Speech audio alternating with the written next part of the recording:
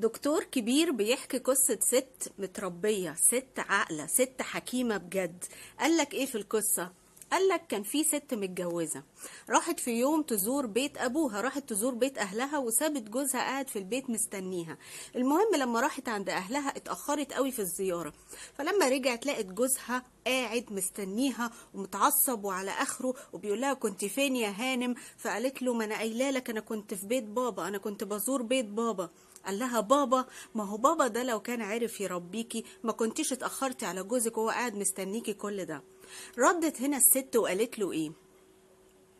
سكتت كده وقالت له انت اتجوزتني، ابويا جوزني ليك وانا ناقصني شوية حاجات انت تكملها لي، فلو انا غلطت في حاجة عرفني غلطي بهدوء من غير ما تغلط فيا.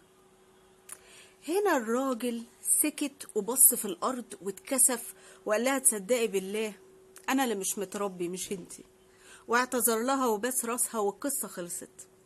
تخيلوا بقى لو القصة دي اتقالت لبنت من بنات النهاردة، انتي مش لو ابوكي عرف يربيكي ما كنتيش اتأخرتي كده، كانت البنت هترد عليه وتقول له ايه بقى؟ بنات اليومين دول هي مين دي اللي مش متربية؟ روح شوف تربيتك، ده انا متربية، ده انا اهلي عرفوا يربوني، ده انت اللي مش متربي، ده انت وما كناش خلصنا وكانت الجوازة قامت ما قعدتش وكانت وصلت للطلاق. الحكمة يا جماعة ان او القاعدة بتقول ان الست اللي بتنحني من اجل ان تمر العاصفة هي الست العاقلة الحكيمة اللي بتعمر البيوت للأبد. التغافل مش ضعف، لما تعدي لجوزك غلطوا فيكي مش ضعف، بالعكس ده منتهى القوة، ده معناه ان انتي متربية وبتحافظي على بيتك قوي. لو وقفنا على كل كلمة ما كانش فيه زمان النهاردة حد متجوز، كان زمان البلد كلها متطلقة.